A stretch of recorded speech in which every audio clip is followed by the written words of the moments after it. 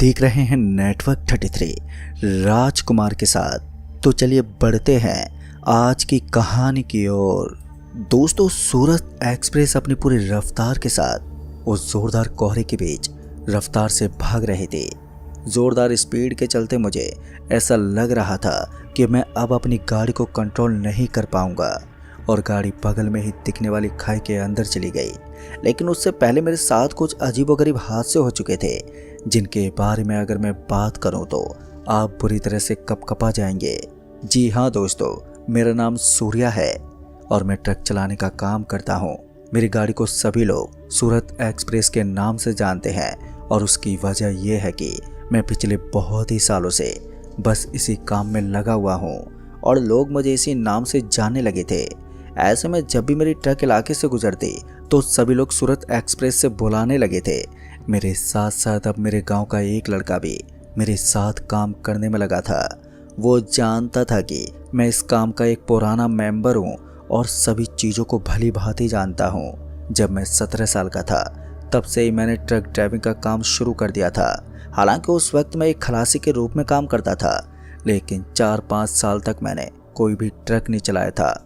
आज इतने लंबे अरसे के बाद जब मैं सब कुछ सीखने के बाद ट्रक चला रहा था तो मुझे ऐसा लग रहा था जैसे कि मुझे ट्रक चलाना नहीं आता। दोस्तों, ये एक ऐसा इलाका था जहां पर किसी के लिए भी ट्रक ड्राइव करना मुश्किल हो। आजू बाजू में छाए हुए विशाल बरगद के पेड़ इस इलाके को बड़ा ही डरावना बना रहे थे। मेरे बगल में बैठा हुआ रघु नाम का वो लड़का बस मेरा ही मुंह देखता जा रहा था। वो समझ गया था कि हम मौत के बहुत ही करीब हैं, लेकिन किस्मत को कुछ और ही मंजूर था। जब हम ट्रक लेकर निकले थे तब हमने ये नहीं सोचा था कि आने वाला वक्त इस तरह की चीज़ हमारे सामने पेश कर देगा। किसी तरह से मैंने ट्रक को काबू करने की कोशिश तो की, लेकिन उससे पहले ही कंट्रोल पूरी तरह से खो चुका था। ऐसे में मैंने रघु को जल्दी से दरवाज़ा खोलने को बोला और फिर वो मौका पाते ही ट्रक से नीचे कूद गया। हालांकि तब तक मैंने किसी तरह से ट्रक की रफ्तार को कम कर दिया था, पर मैं भी तुरंत ही ट्रक से नीचे कूद गया और हम जैसे ही नीचे कूदे तो हमने देखा कि हम खाई में गिरने से बाल बाल बचे थे। हमें लग रहा था कि शायद ट्रक सीधा उस खाई में जाकर गिर जाएगी, लेकिन हम गलत थे। ट्रक अभी अच्छी खासी रफ्तार से सड़क पर भागी रही थी और इतने में ही ट्रक ने एक गाड़ी को कुचल दिया। वैसे तो मैंने इस रास्ते पर बहुत ही कम गाड़ियां गुजरती देखी थी, लेकिन जो गाड़ी इस समय मुझे दिखाई दी थी उसे मेरी ट्रक ने चकनाचूर कर दिया। इस खौफनाक दृश्य को देखने के बाद शायद कोई कमजोर दिल वाला इंसान अपनी जान ही गंवा दे। ट्रक बार बार उस गाड़ी के ऊपर चढ़ रही थी और ऐसा लग रहा था जैसे कि ट्रक के अंदर कोई बैठा हुआ है और वो जानबूझकर उस गाड़ी को कुचल रहा हो। दोस्तों, 6 से 7 बार मैंने अपनी आंखों से ऐसा होता हुआ देखा था। ऐसा लग रहा था कि हमारे अलावा कोई और भी ट्रक के अंदर था जो ट्रक को काबू कर रहा था। मैंने रघु की तरफ देखते बोला, भाई अगर ऐसा ही चलता रहा ना तो फिर वो टाइम दूर नहीं है जब हम दोनों सलाखों के पीछे खड़े होंगे। मेरी बात सुनकर रघु ने भी गर्दन हिलाई और फिर हम जल्दी से अपनी ट्रक की तरफ भागने लगे। तभी मुझे लगा कि शायद स्टीयरिंग में कोई खराबी हुई है, जिसकी वजह से ट्रक मेरी काबू में नहीं आई। मुझे कुछ भी करके ट्रक को रोकना होगा, वरना वो ट्रक सब कुछ तबाह कर देगी। मैंने अपनी तरफ से पूरी कोशिश तो लगाई, लेकिन जैसे मैं ट्रक के पास पहुंचने वाला था तो मेरा ट्रक अचानक ही वहां से फुल स्पीड में भागते हुए आगे निकल गया और मैंने जो सोचा था फिर उसका उल्टा हुआ। मुझे तो लगा था कि ट्रक खाई के अंदर गिर जाएगी और उसके बाद मैं इस बड़े नुकसान की भरपाई अच्छी तरह से सह लूँगा, लेकिन यहाँ तो पूरा मामला ही पलट गया। ट्रक पूरी रफ्तार से वहाँ से भागते हुए निकली और किसी दूसरी दिशा में चलने लगी।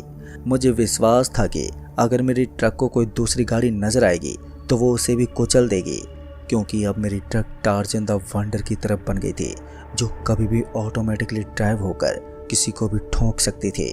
मुझे इसके लिए डर तो लग रहा था, लेकिन मैं कर भी क्या सकता था। मैंने 1-2 बार अपने कुछ जान पहचान के लोगों को फ़ोन करने की भी कोशिश की, लेकिन कोई फ़ायदा ही नहीं हुआ।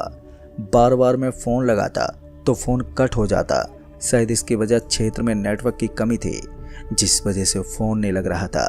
फिर हम किसी तरह से उस गाड़ी के पास पहुंचे जिसका अभी अभी बहुत ही भयंकर एक्सीडेंट हुआ था, और हम जैसे उस गाड़ी के पास पहुंचे तो हमने देखा कि उस गाड़ी के आसपास में कोई नजर ही नहीं आ रहा था। अगर गाड़ी के अंदर कोई आदमी होता तो शायद वहां से निकलने की कोशिश करता। ऐसा भी तो हो सकता था कि ट्रक ने गाड़ी को कुछ इस कदर कुचल दिया था कि वो आदमी अंदर ही मर गया हो। उस वक्त ना जाने कितने ख्याल मेरे दिमाग में थे। किसी तरह से मैंने उस गाड़ी के फाटक को खोलना शुरू किया तो मैंने देखा कि वो गाड़ी पूरी तरह से टूट चुकी थी, लेकिन इसके बावजूद भी मैंने गाड़ी को इधर उधर बिखेर दिया। लेकिन सच कहूँ तो मैं ये देखकर हैरान था कि गाड़ी के अंदर कोई भी मौजूद ही नहीं था। वो गाड़ी एकदम खाली थी और इतने में ही मुझे ऐसा लगा जैसे कि मेरे आजू बाजू में कोई करा रहा हो। जब मैंने अपने पीछे की तरफ देखा तो मैंने पाया कि एक आदमी ने अपने पूरे बदन के ऊपर सफ़ेद रंग के कपड़े पहने हुए थे और वो दर्द के मारे बुरी तरह से करा रहा था। दोस्तों, उस आदमी को देखते मैं और रघु भागते हुए उसके पास पहुंचे, पर हम समझ नहीं पा रहे थे कि आखिर वो आदमी उस गाड़ी से यहाँ पर कैसे पहुंचा। हो सकता था कि ट्रक की टक्कर लगने की वजह से वो चलकर इतनी दूर आया हो, लेकिन वो हमें पहले नज़र क्यों नहीं आया था। अब यही सोचते सोचते हम उसके पास पहुंचे तो हमने देखा कि उसका हाल काफ़ी बेहाल हो चुका था। उसकी गर्दन में काफ़ी मोच आ गई थी और साथ ही पूरे शरीर से खून बह रहा था। और मैं और मेरा खलासी रघु किसी तरह से उस आदमी को सहारा देकर उठाने लगे, पर तभी हमें ऐसा लगा कि सामने से कोई हेडलाइट की रोशनी चमक रही है और उस हेडलाइट की रोशनी को देखकर हमारी जान में जान आई। कम से कम अब हम इस आदमी को किसी तरह अस्पताल तो पहुंचा सकते थे। ऐसे में हमने सड़क के बीच में खड़े होकर उस हेडलाइट के सामने अपने हाथ दिखाने शुरू कर दिए, लेकिन जैसे वो हेडलाइट की रोशनी हमारे और भी करीब आई तो उसके बाद हमारे पैरों के नीचे ज़मीन खिसक गई। दरअसल हमने देखा कि ये तो हमारी ही ट्रक थी और ड्राइविंग सीट पर कोई भी मौजूद ही नहीं था। ट्रक को सही सलामत अपनी तरफ आता हुआ देखकर मैं समझ गया कि ये ट्रक नहीं बल्कि यमराज खुद हमारे पास चलकर आए हैं। दोस्तों, मैंने उस आदमी को वहाँ से हटाने की कोशिश तो की, लेकिन तब तक वो ट्रक हमारे बेहद करीब आ चुकी थी। उस आदमी से पहले मैंने अपनी जान बचाना बेहतर समझा, इसलिए मैंने उसे बीच सड़क पर ही छोड़ दिया और खुद सड़क के बगल में जा गिरा। सड़क के बगल में गिरने की वजह से मुझे थोड़ी बहुत चोट तो आ गई, लेकिन मैं उन खरोंच को बर्दाश्त कर सकता था। बाद में जब मैंने दोबारा उस आदमी की तरफ देखने की कोशिश की तो मैंने पाया कि अब मेरी ट्रक उस आदमी को बहुत ही बुरी तरह से कुचल चुकी थी। इतनी देर से जो उस आदमी की सांसें चल रही थी अब वो बंद हो चुकी थी। मेरी ट्रक किसी टार्जन द वंडर की तरफ बन गई थी जो शायद लोगों को चुन चुन कर मौत के घाट उतार दे। इधर मेरा खलासी रघु भी इस तरह के नज़ारे से बुरी तरह से डरा हुआ था।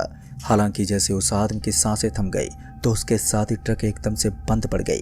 पर मुझे समझ में नहीं आया कि आखिर ये हुआ क्या सच में ट्रक के अंदर कोई पैरानॉर्मल एक्टिविटी है या फिर ट्रक में किसी खराबी की वजह से ऐसा हो रहा है, क्योंकि ट्रक का अपने आप घूम जाना और किसी को बार बार मार देना ये शायद ऑटोमेटिकली किसी खराबी की वजह से तो नहीं हो सकता। मुझे पूरा विश्वास होने लगा था कि ये किसी पैरानॉर्मल एक्टिविटी का ही काम है। हालांकि आज से पहले मैंने इन चीज़ों के ऊपर यकीन तो नहीं किया, लेकिन आज मेरे साथ हुई इस घटनाओं ने मुझे इन चीज़ों पर यकीन करने के लिए मजबूर कर दिया था। उसके बाद मेरे खलासी ने बोला, अरे भाई, हमें एक बार ट्रक के अंदर जाकर देखना चाहिए कि आखिर मामला क्या है। वैसे तो वो इन चीज़ों पर पहले से विश्वास किया करता था, लेकिन मैंने कभी भी भूत जैसी चीज़ों को वास्तविकता के नज़रिए से नहीं देखा था। लेकिन फिर भी आज इस तरह की घटना मेरे साथ पेश आई थी तो उनसे ये बात सच साबित होती थी कि इस दुनिया में भगवान के अलावा भूत भी होता है। इधर मैं अपने दोस्त से यही सब बात कर रहा था कि हम अपनी ट्रक के अंदर जाएं या फिर नहीं, तो दूसरी तरफ मेरा दोस्त भी इस चीज़ से थोड़ा कंफ्यूज था। इससे पहले कि हम ट्रक के पास पहुंच पाते कि अचानक ही हमें किसी के चीखने की आवाज़ आई। इस आवाज़ को सुनकर हम एकदम से पीछे घूम गए तो हमने देखा कि सफ़ेद रंग के कपड़े पहने हुए जो आदमी अभी अभी हमारे ट्रक के नीचे कुचल गया था, अब वो एकदम से खड़ा हो गया था। उस आदमी को अपने सामने खड़ा देखकर मैं और रघु हम दोनों ही दहल गए। उस आदमी ने अपनी गर्दन को नीचे की तरफ घुमाते हुए बोला, तुम जैसे लोगों की वजह से ही मैं इस सड़क के ऊपर मारा गया था और अब मैं इस चीज़ का बदला लेकर रहूँगा। पर हम भी अब समझ गए थे कि इतनी देर से जो कर्म कांड हमारे साथ हो रहा था वो इसी शख्स की वजह से हो रहा था। यही था जिसने इतनी देर से हमें परेशान किया हुआ था। दोस्तों, उस आदमी का इतिहास जानने से पहले मुझे अपनी जान की परवाह थी, इसलिए मैंने रघु की तरफ देखते बोला, भाई जल्दी से ट्रक में बैठ और ट्रक को लेकर निकल। रघु ने भी मेरी बात में हामी भरी और उसके बाद हम दोनों भागते हुए ट्रक के अंदर पहुंच गए। वैसे तो हम इस बात से अच्छी तरह से रूबरू थे कि वो शख्स कभी भी हमारे ट्रक को अपने काबू में कर सकता है। लेकिन हम ये भी जानते थे कि उसने ट्रक को अपने काबू में करके अपने आप को ही कुचला था। तो हो सकता है कि वो किसी दूसरे इंसान को नहीं मार सकता। अगर वो हमारी जान लेना चाहता है तो शायद ट्रक से हमें भी मरवा सकता था, लेकिन ऐसा नहीं हुआ। इसका मतलब वो किसी दूसरे इंसान को मारने के लिए शायद ट्रक को काबू में नहीं कर सकता। यही सोचकर मैं और रघु ट्रक के अंदर बैठ तो गए, लेकिन उसके बाद जो हुआ वो हमारी सोच से भी परे था। फिर किसी तरह से रघु ने ट्रक को ड्राइव करना शुरू कर दिया। वैसे तो रघु से अच्छा ड्राइविंग मैं जानता था, लेकिन उस समय माहौल ही कुछ ऐसा बन गया था कि हम दोनों इधर उधर कब हो गए पता ही नहीं चला। रघु ने ट्रक को रफ्तार से चलाना शुरू कर दिया और फिर जैसे हमने अपने पीछे की तरफ देखने की कोशिश की तो हमें सड़क एकदम खाली पूरी नजर आई। ऐसा लग रहा था कि वो आदमी अब हमारा पीछा नहीं कर रहा है। एक पल के लिए हमें ऐसा लगा कि शायद अब हमारा उस आदमी से पीछा छूट गया है और अब हम बड़े ही आराम के साथ ये रास्ता काट कर आगे निकल जाएंगे। लेकिन दोस्तों, वो कहते हैं ना, किस्मत का जब बड़ा बुरा दौर आता है तो इंसान की जिंदगी किसी भी एंगल से इंसान को खुद ही दर्द देने लगती है। ऐसा ही कुछ मेरे साथ भी हो रहा था। मैंने अपनी तरफ से पूरा जोर लगाया हुआ था, लेकिन उसके बाद जो हुआ वो सच में हैरान कर देने वाला था। मेरी ट्रक अच्छी खासी रफ्तार के साथ आगे की तरफ बढ़ रही थी, लेकिन तभी मुझे बीच रास्ते में कुछ लोग नजर आने लगे। गिनती करके बताऊं तो शायद वो 300 से 400 लोग थे जो सड़क के बीच में पड़े थे। उन सभी की गर्दन पीछे की तरफ मुड़ी हुई थी, तो कुछ लोग सड़क पर इस तरह से पड़े थे मानो उनको मरे आज काफी साल हो गए हैं। वो सभी बुरी तरह से सड़क के ऊपर इधर उधर बिखरे हुए थे, जिस वजह से मुझे अपनी ट्रक की रफ्तार को कम करना पड़ा। मैंने ट्रक की रफ्तार को काफी हद तक कम तो कर दिया था, लेकिन जैसे मेरी ट्रक उन लोगों के सामने पहुंची तो मैंने देखा कि वो सभी लोग बस एक ही जगह पर स्थिर थे, मानो सबको सांप सूंघ गया हो। पर उनमें से कोई भी ऐसा शख्स नहीं था जो कि हलचल कर सके। उन सभी लोगों को इस तरह खामोश देखकर मैंने एक बार के लिए आवाज भी लगाई, लेकिन सामने से कोई भी रिस्पॉन्स नहीं मिला। उसके बाद मेरे बगल में बैठे उस रघु ने बोला, अरे भाई साहब, मुझे लगता है ये कोई नॉर्मल लोग नहीं है। रात को सड़क के ऊपर इस तरह से कौन सोता है?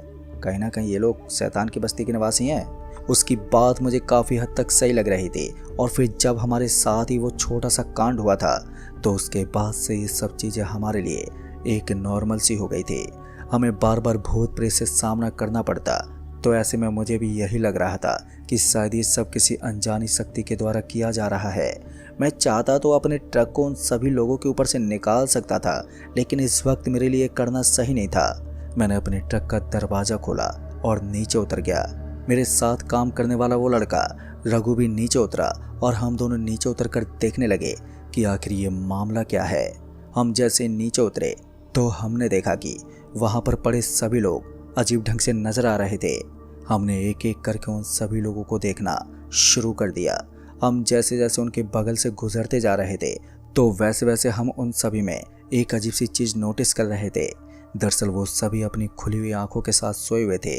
अब ये नज़ारा हमारे लिए सच में बहुत ही डरावना था और हम समझ गए थे कि हम जिन लोगों के पास से गुजर रहे हैं वो कोई नॉर्मल लोग नहीं हैं, बल्कि भूत प्रेत की बस्ती के लोग हैं जो हम पर मौका मिलते ही अटैक भी कर सकते हैं। ऐसे में मैंने अपने खलासी को बोला, भाई हमें इनसे दूरी बनाकर रहना चाहिए क्योंकि ये लोग हम पर कभी भी हमला कर सकते हैं। मैंने उसे इतना ही बोला था कि रघु बहुत ही ज़ोर से चिल्लाने लगा। मुझे समझ में नहीं आ रहा था कि रघु एक ही जगह पर खड़े खड़े इस तरह से क्यों चिल्ला रहा है। उसके बाद मैंने देखा कि रघु के पेट से खून बहने लगा। उसके पेट में एक बहुत ही हल्का सा छेद बन गया था। रघु को इस हालत में देखकर मेरी आंखें फटी की फटी रह गई, क्योंकि ये कोई अदृश्य शक्ति कर रही थी जो हमें दिखाई नहीं दे सकती थी। मैंने रघु को पकड़ा और उसे अपने कंधे का सहारा देकर वहाँ से निकलने लगा, लेकिन वो अभी भी उसी तरह से चिल्ला रहा था। और किसी तरह से मैंने उसको सहारा दिया और फिर उसे ट्रक तक लेकर गया। ट्रक के पास ले जाने के बाद मैंने किसी तरह से उसे ट्रक के अंदर बैठा दिया और उसके पेट के ऊपर एक कपड़ा बांध दिया, जिस वजह से उसका खून थोड़ा कम हुआ, लेकिन उसकी हालत बद से बदतर होती जा रही थी। जितना मैंने सोचा था ये इलाका उससे कहीं ज़्यादा भयानक निकला।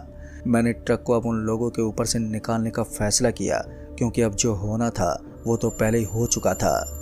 बस अब मुझे उन लोगों की कोई भी परवाह नहीं थी, क्योंकि वो सभी एक शैतान थे और शैतान कभी नहीं मरते।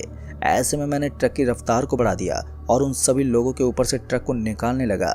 लेकिन जैसे ही मेरी ट्रक उनके पास पहुंची तो मुझे एहसास हुआ कि कोई भी मेरी ट्रक के नीचे नहीं आया था। ऐसा लग रहा था कि मेरी ट्रक किसी परछाई के ऊपर से गुजर रही हो, जिसके होने का कोई एहसास ही नहीं होता। सच में उस वक्त मुझे पूरी तरह से विश्वास तो हो गया था कि ये सब इस आदमी का किया धराया है, जो शायद अभी भी हमारे पीछे हाथ धोकर पड़ा है। एक बार के लिए जब मैंने अपने ट्रक को साइड मिरर में देखा तो उसके बाद तो मेरे पैरों में सूजन आने लगी। दरअसल मैंने देखा कि मेरी ट्रक की छत के ऊपर मुझे वही आदमी बैठा हुआ नजर आ रहा था। उसके चेहरे पर एक अजीब सी मुस्कान थी, या फिर यूं कहें कि उसके चेहरे पर एक शैतानी मुस्कान थी। शायद वो शैतानी मुस्कान ये बयां कर रही थी कि हम दोनों किसी खतरे में थे और आखिर अब हमारे साथ क्या हो सकता था। मैं मन ही मन भगवान का नाम तो ले रहा था, लेकिन इससे कोई फायदा नहीं हो रहा था। जब तक शैतानों की बस्ती में हम लोग अपनी ट्रक चला रहे थे, तब तक शायद उनके अलावा हमारे ऊपर किसी दूसरी शक्ति का साया नहीं मंडरा सकता था। पर मैंने हार नहीं मानी और रफ्तार से ट्रक को चलाता ही रहा। रास्ते में ना जाने कितनी बार मुझे कठिनाइयों से पेश आना पड़ा, लेकिन मैंने ट्रक की रफ्तार को बिल्कुल भी कम ही नहीं किया। धीरे धीरे ट्रक उस एरिया से निकलने लगी और साथ ही सुबह का वक्त भी होने लगा। शायद यही वजह थी कि उस शैतान ने हमारा पीछा छोड़ा। हालांकि उसके चेहरे पर अभी भी वो शैतानी मुस्कान थी, लेकिन थोड़ी देर के बाद वो मेरी ट्रक की छत से पूरी तरह से गायब हो गया। इधर मेरे साथी रघु का हाल बेहाल था। वो पूरी तरह से दर्द से तड़प रहा था। ऐसे में मैंने उसे सबसे पहले अस्पताल की तरफ ले गया। पर अच्छी बात यह थी कि ट्रक जब तक अस्पताल तक पहुंची तब तक सब कुछ एकदम नॉर्मल हो चुका था। अस्पताल में ले जाने के बाद मुझे पता चला कि मेरे दोस्त को पेट में सुई की तरह किसी तीखी चीज से कोई घाव लगा है, जिस वजह से उसके पेट से खून बहने लगा था। धीरे धीरे डॉक्टर ने उसका इलाज किया और वो किसी तरह से ठीक हो गया।